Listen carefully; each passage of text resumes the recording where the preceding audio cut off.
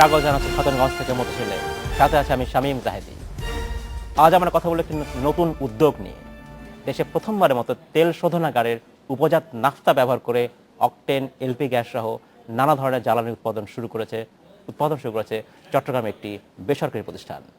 এই প্রতিষ্ঠানের উৎপাদিত অকটেন দিয়ে দেশের একটা বড় অংশ চাহিদার একটা বড় অংশ পূরণ হবে বলে জানিয়েছেন কর্মকর্তারা। আজ আমরা কথা বলবো একটি নতুন উদ্যোগ, উপজাত ব্যবহার করে অকটেন উৎপাদন। এই নিয়ে কথা বলতে আমার সাথে জড়িত রয়েছেন সুপার পেট্রোকেমিক্যাল লিমিটেডের প্রধান নির্বাহী কর্মকর্তা প্রণব কুমার সাহা এবং ওমেরা ফুয়েলস লিমিটেডের ব্যবস্থাপনা পরিচালক আসিফ মালিক। তবে মূল আলোচনা যাওয়ার আগে দেখিনি একটি প্রতিবেদন। দেশের জ্বালানি চাহিদার শতভাগই আমদানির মাধ্যমে পূরণ করে রাষ্ট্রায়ত্ত প্রতিষ্ঠান বাংলাদেশ পেট্রোলিয়াম কর্পোরেশন বা বিপিসি। শুধু যানবাহনে ব্যবহৃত অকটেনেরই চাহিদা রয়েছে বছরে প্রায় 1 লাখ মেট্রিক টন। এজন্য বিপিসিকে খরচ করতে হয় প্রায় 9,28,00,000 মার্কিন ডলার। তবে এখন চট্টগ্রামের সুপার পেট্রোকেমিক্যাল থেকে প্রতি মাসে পাওয়া যাবে প্রায় 3,600 মেট্রিক টন করে, যা মোট চাহিদার প্রায় অর্ধেক। আর এতে সরকারের বছরে প্রায় 4,20,00,000 মার্কিন ডলার সাশ্রয় হবে বলে মনে করা হচ্ছে। প্ল্যান্টে প্রতিদিন 3,000 ব্যারেল ন্যাপথা প্রসেস করার ক্যাপাসিটি রাখে, বাট বর্তমানে প্রায় 75% ক্যাপাসিটিতে, প্রায় 2,200 ব্যারেল ক্যাপাসিটিতে প্ল্যান্টটা চলছে। বেসরকারিভাবে এই অকটেন উৎপাদন সম্ভব হয় দেশের জ্বালানি চাহিদা অনেকাংশে মেটানো সম্ভব বলে মনে করছেন প্রতিষ্ঠানটির চেয়ারম্যান। এই চাহিদার যে আমাদের যে অকটেন আমরা কিন্তু আগে ইম্পোর্ট করতাম, আমরা আশা করি আমরা যদি দিই আমাদের 80% আমরা হয়তো আমাদের দেশের চাহিদার পূরণ করতে পারবো বলে আমরা আশা রাখি। উৎপাদিত এই অকটেন ক্রয় করবে বিপিসি। এতে কমবে জ্বালানি তেলের আমদানি নির্ভরতা। তাদের থেকে যে গ্যাসোলিন আমরা পাবো সেটি আমাদের দেশে আমদানির একটি বিকল্প ব্যবস্থা হিসেবে কাজ করবে। ইতোমধ্যে বিপিসির কাছে প্রথম চালানে প্রায় 1,600 মেট্রিক টন অকটেন সরবরাহ করেছে প্রতিষ্ঠানটি। অকটেনের পাশাপাশি এলপিজি গ্যাস সহ আরও বেশ কিছু জ্বালানি উৎপাদন করতে সক্ষম super petrochemical. Ashraf Alam, independent news, Chattogram. দেখলাম প্রতিবেদনটি আমরা। যারা প্রণব সাহা এবং আসিফ মালিক, আপনাদেরকে স্বাগত জানাচ্ছি এই অনুষ্ঠানে। আপনাকেও ধন্যবাদ। জনাব সাহা, প্রথম প্রশ্ন আপনার কাছেই, যে আপনার প্রতিষ্ঠান সুপার পেট্রোকেমিক্যাল যে উপজাত বাই প্রোডাক্ট নাফতা থেকে অকটেন তৈরি করছে, এটি বাংলাদেশের প্রথম একটা প্রতিষ্ঠান। তো আপনি কি আমাদের বলবেন যে আপনার কবে শুরু করেছেন এবং কেন শুরু করলেন, এবং আপনাদের মূল যে র ম্যাটেরিয়াল নাফতা সেটা কোথা থেকে সংগ্রহ করছেন, কীভাবে করছেন? প্রাথমিকভাবে আমি বলতে চাই, পেট্রোলিয়াম সেক্টর তথা এনার্জি সেক্টর বাংলাদেশে প্রায় পুরোপুরি কন্ট্রোল করে সরকারিভাবে। আমরা বিশ্বাস করি এই ক্ষেত্রে বেসরকারি উদ্যোগও প্রয়োজন।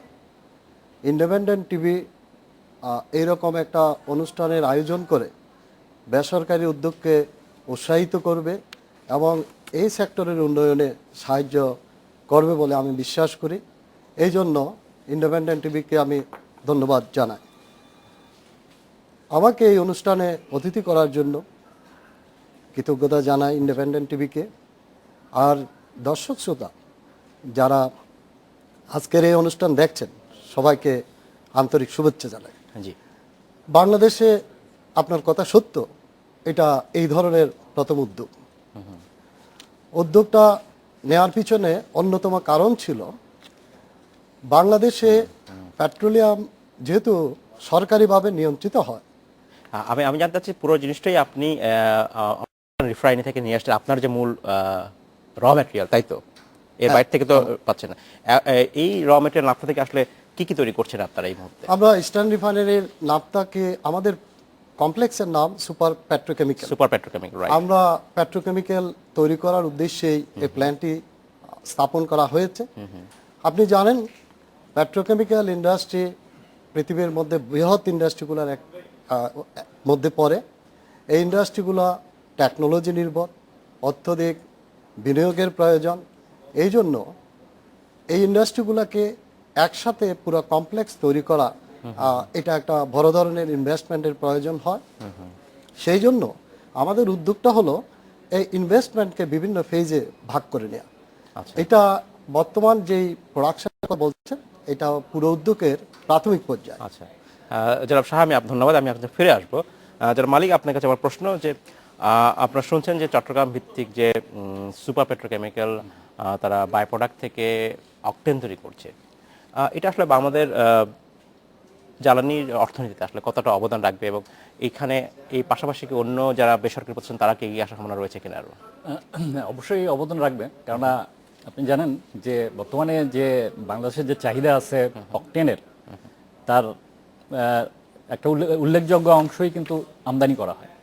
জি। আর অপরদিকে ন্যাপথা রপ্তানি করা হয়। আচ্ছা। তো এখানে যেটা সুপার পেট্রোকেমিক্যাল যেটা করছে, যে এই দেশীয় যেটা রপ্তানি যেটা করা হতো সেটাকে ভ্যালু এডেড প্রোডাক্ট অর্থাৎ হ্যাঁ, একটা value added product, right. বানানো হচ্ছে। একদিকে যেদিকে আপনার এদিকে দেশের টোটাল ইয়েতে ভ্যালু অ্যাড করা হচ্ছে, হ্যাঁ, এবং এটাতে উদ্বুদ্ধ হয়ে অবশ্যই আমি মনে করি যে অন্যান্য উদ্যোক্তারাও আগে আসবে, এবং এখানে যদি সরকার সহযোগিতা করে তাহলে আমরা অবশ্যই world scale refinery as well as the petrochemical plant আমরা বানাতে পারবো, এবং আমাদের দেশীয় উদ্যোক্তাদের ইনভেস্টমেন্টে এটা সম্ভব। এটা সম্ভব। ধন্যবাদ জনাব মালিক, আমি আপনার কাছে ফিরে আসবো। জনাব সাহা, আপনার কাছে প্রশ্ন, যেটা আপনারা যে এখন তৈরি করছেন সেই যে র মেটেরিয়াল সব পুরোটাই ইস্টার্ন রিফাইনারি থেকে নিয়ে আসছেন, কোনো কারণে যদি সেখান থেকে র মেটেরিয়াল আপনারা না পেয়ে থাকেন তখন আসলে তার বিকল্প তখন আপনারা কী করবেন, বা এরকম কোনো বিকল্প ব্যবস্থা আছে কিনা আপনার মাথায়? অরিজিনালি আমাদের কনসেপ্টটা ছিল রিফাইনারি নাফতা বেস এ প্রতিষ্ঠান করা। আচ্ছা। ইম্পোর্ট বেস এই প্রতিষ্ঠানকে করা যায়। সেক্ষেত্রে ইম্পোর্টের ক্ষেত্রে অনেক ধরনের বাংলাদেশে বিধিনিষেধ রয়েছে, খরচ বাড়বে সেটা, আর তাছাড়াও রেগুলেটরি অনেক অসুবিধা রয়েছে। আস্তে আস্তে এই সমস্ত অসুবিধাগুলো থেকে আমরা উত্তরণ হচ্ছি। কিছু কিছু প্রোডাক্টের ক্ষেত্রে, কিছু কিছু র মেটেরিয়ালের ক্ষেত্রে গভর্নমেন্ট লিবারালাইজ করছে। কাজে ভবিষ্যতে আশা করছে এই র মেটেরিয়াল নিয়ে সমস্যা হবে না। আমাদের এখানে আমরা দৈনন্দিন যে সমস্ত জিনিসপত্র ইউজ করি, আমরা ব্রডলি বলি তার 50% প্রায় পেট্রোলিয়াম এবং পেট্রোকেমিক্যাল থেকে আসে। আচ্ছা। সেই পেট্রোলিয়াম প্রোডাক্ট যেহেতু বাংলাদেশে কন্ট্রোল করছে, কোনো পেট্রোকেমিক্যাল ইন্ডাস্ট্রি সে হতে এই দেশে গ্রো করেনি, তো কাজেই কোনো না কোনো দিন এই দেশে ইন্ডাস্ট্রি গ্রো করতে হবে। আচ্ছা। এটা উদ্যোগের অভাব ছিল। This is the first step. আমি বিশ্বাস করি ব্যক্তিগতভাবে অ্যাজ এ টেকনোলজিস্ট হিসাবে বাংলাদেশে এই ধরনের আরও অনেক উদ্যোগ হবে। সেই ক্ষেত্রে এক সময় দেখব যে ন্যাপটাও এই দেশে অ্যাভেলেবল হচ্ছে, সরাসরি আমদানি করতে পারবেন, সরাসরি আমদানি করতে পারবো। গভর্নমেন্ট র মেটেরিয়াল হিসেবে তার জন্য একটা সুবিধা দেবে, সেটা আমি বিশ্বাস করি। ধন্যবাদ। যারা মালিক, আপনার কাছে প্রশ্ন, যে আমরা জানি যে আমাদের দেশের পেট্রোলিয়াম সেক্টর পুরোটাই সরকারি নিয়ন্ত্রণে। তো আপনার কি মনে হয় যে এইখানে বেসরকারি উদ্যোক্তাদের একটা বড় সুযোগ রয়েছে, যদি কিছুটা হলেও লিমিটেড আকার হলেও যে ওপেন করে দেওয়া হয়? আসলে এর কোনো আলাদা ঝুঁকি আছে কিনা সেটাও আপনি বলতে পারেন। ঝুঁকি না, এটা হলো একটা মাইন্ডসেট ব্যাপার আর কি। আচ্ছা। যে কোনো কারণে গভর্নমেন্ট ট্রেডিশনালি এটাকে মনে করে যে it is a very sensitive sector, সুতরাং এটাকে গভর্নমেন্টের কন্ট্রোলে রাখতে হবে। আচ্ছা। এবং এই মাইন্ডসেটটার থেকে বেরিয়ে আসতে হবে। কেন আপনি কি জানেন যে আমাদের দেশের যে এনার্জি কনজাম্পশন যে রেটে বাড়ছে, টোটাল আমি যে বলতে চাচ্ছি টোটাল এনার্জি, শুধু আমি অয়েলের উপরে বেস না করে বলে আমাদের, আপনি জানেন গ্যাস ক্রাইসিস আছে, ইলেকট্রিসিটির ব্যাপারেও আপনারা জানেন কি, রাইট? তো এখন এখানে আমাদের দরকার হিউজ ইনভেস্টমেন্ট, যেটা একা গভর্নমেন্টের পক্ষে করা সম্ভব না। এই ইনভেস্টমেন্টটা আসতে হবে। এটা প্রাইভেট সেক্টর থেকে আসাটা অবশ্যই একটা ভালো ব্যাপার হবে, এবং ইভেন আমাদেরকে বিদেশি ইনভেস্টমেন্টকেও এনকারেজ করতে হবে, এবং এটা যদি করা যায় তাহলে অবশ্যই আমরা। ধন্যবাদ জনাব মালিক। আমাদের সময় হয়েছে একটি বিরতিতে যাবার, ফিরে এসে আমরা আবার কথা বলবো। সময় হলো একটি বিরতিতে যাবার, ফিরছি শীঘ্রই, সাথেই থাকবেন।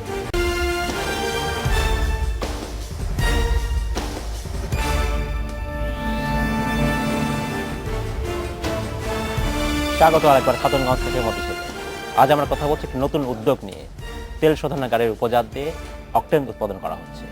এই নিয়ে আমাদের সাথে কথা বলতে শুরুতে রয়েছেন সুপার পেট্রোকেমিক্যাল লিমিটেডের প্রধান নির্বাহী কর্মকর্তা প্রণব কুমার সাহা এবং ওমেরা ফুয়েলস লিমিটেডের ব্যবস্থাপনা পরিচালক আসিফ মালিক। জনাব মালিক এবং জনাব সাহা, আপনাদেরকে স্বাগত জানাচ্ছি আরেকবার। জনাব সাহা, এবার প্রশ্ন আপনার কাছে। আপনারা যে অকটেন তৈরি করছেন আপনাদের প্রতিষ্ঠানে সুপার পেট্রোকেমিক্যালে, এই অকটেনটা আপনারা নিশ্চয়ই বিক্রি করছেন বিপিসির কাছে, বাংলাদেশ পেট্রোলিয়াম কর্পোরেশন কাছে, কারণ বাংলাদেশে আর কোনো উপায় নেই বেসরকারিভাবে করা। তো বিপিসি আর যেসব অকটেন আমাদের এখান থেকে ইম্পোর্ট করে আনছে সেই দাম, এবং আপনারা কি আপনারা যে দামে বিক্রি করছেন সেখানে কি আপনাদের কি কম দামে বিক্রি করতে পারছেন, বা কত দামটা কেমন হচ্ছে আসলে? আপনি এই ক্ষেত্রে ঠিকই বলেছেন। বাংলাদেশে পেট্রোলিয়াম প্রোডাক্টের মধ্যে ফুয়েল প্রোডাক্ট বিশেষত সরকারি নিয়ন্ত্রণে বিক্রি হয়, Right. প্রাইভেটে বিক্রি করার কোনো স্কোপ নাই। হ্যাঁ, এক্ষেত্রে আপনার কোনো চয়েস নাই সরকারকে সেটা বিক্রি করা ছাড়া। অবশ্যই। সুপার পেট্রোকেমিক্যাল সেই হিসাবে গভর্নমেন্টের সাথে একটা বিপিসির সাথে এগ্রিমেন্ট আছে, সে এগ্রিমেন্টের নিরিখে বিপিসির নিকট বিক্রি করতে এখন বাধ্য এবং বিক্রি করতে হবে। মূল্য বিষয়ে যে কথা বলছেন, পৃথিবীর অনেক ধরনের মূল্য ওঠানামা হয়। বাংলাদেশে পেট্রোলিয়াম পণ্য বিক্রি হয় সরকারি রেগুলেটেড প্রাইস। রাইট। সেই ক্ষেত্রে আন্তর্জাতিক প্রাইজের সাথে বাংলাদেশের যে মূল্য পেট্রোলিয়াম প্রোডাক্টের, তার অনেক সময় বিরাট তারতম্য থাকে। বাংলাদেশে বিক্রি হয় সরকার নিয়ন্ত্রিত মূল্যে। অনেক সময় দেখা যায় পৃথিবীর পেট্রোলিয়ামের দাম অনেক বেড়ে গিয়েছে, কিন্তু কিন্তু দামটা কিভাবে নির্ধারণ হয়? একটা আমরা যে হিসাবে দিচ্ছি যে লোকাল প্রাইসে সরকার বিক্রি করছে, সেটার তার সাথে- চাইতে একটা ডিসকাউন্ট রেটে গভর্নমেন্টকে দিচ্ছে। আচ্ছা, আচ্ছা। সেই ক্ষেত্রে গভর্নমেন্ট সব সময় আমাদের থেকে প্রোডাক্ট কিনে একটা লাভবান অবস্থায় থাকবে, বিদেশের দাম যতই হোক। কিন্তু যেহেতু আমার কাছে লোকাল প্রাইজের একটা ডিসকাউন্ট প্রাইজে কিনছে, তো সরকারের কোনো সময় এক্ষেত্রে ভর্তুকি অথবা ক্ষতির সম্ভাবনা নাই। সব সময় এই ক্ষেত্রে সরকার লাভবান থাকবে। কোনো সময় 10 টাকা, কোনো সময় 5 টাকা, কোনো সময় 1 টাকা। ধন্যবাদ জনাব সাহা। আমরা চাই সরকার লাভ করুক। জনাব মালিক, আপনার কাছে প্রশ্ন এবার, যে আমরা বলছিলাম যে বাংলাদেশের ফুয়েল সেক্টরটা যদি বেসরকারি উদ্যোক্তারা এখানে সমানভাবে আসতে পারে, তাহলে আসলে সুবিধা কি অসুবিধা কি? কিন্তু এই আমরা যদি বলি এটাকে ওপেন করার ক্ষেত্রে আসলে এই মুহূর্তে চ্যালেঞ্জ কি বা বাধাটা আসলে কি আছে? আমি আগেই উল্লেখ করছি যে মেন প্রবলেম হলো গভর্নমেন্টের মাইন্ডসেট। রাইট। ট্রেডিশনালি মাইন্ডসেট হলে ভেরি সেন্সিটিভ সেক্টর, সুতরাং এটাকে গভর্নমেন্টের রেগুলেশনের মধ্যে রাখতে হবে। রাইট। কিন্তু যেটা হচ্ছে যে রেগুলেশনের মধ্যে রাখতে, যেটা হচ্ছে যে আপনার গভর্নমেন্টকে প্রচুর পরিমাণে ভর্তুকি দিচ্ছে হচ্ছে। গত বছর যদি আমরা 2011-12 অর্থ বছরে যদি বলি, তাহলে এটা 10,000 কোটি টাকারও উপরে। শুধুমাত্র পেট্রোলিয়াম খাতে, বিশেষ করে তেল আমদানি এবং বিপিসিকে গভর্নমেন্টকে ভর্তুকি দিতে হচ্ছে 10,000 কোটি টাকার উপরে। রাইট। তো আপনি যদি এবার অন্যভাবে দেখেন, যেমন এলপিজি এখন গভর্নমেন্ট ওপেন করে দিচ্ছে, প্রাইভেট সেক্টর এলপিজি বিজনেস করছে, সেখানে কিন্তু গভর্নমেন্ট কোনো ভর্তুকি দিচ্ছে না। It is an open market. সুতরাং এলপিজির মতো একটা সেন্সিটিভ জিনিস, যেটা মোস্টলি ডোমেস্টিক কুকিংয়ে ব্যবহার হচ্ছে। রাইট। তো সেইখানে যদি এটা ফ্রি মার্কেট ইকোনমিতে চলতে পারে, অন্যান্য প্রোডাক্ট কেন চলবে না?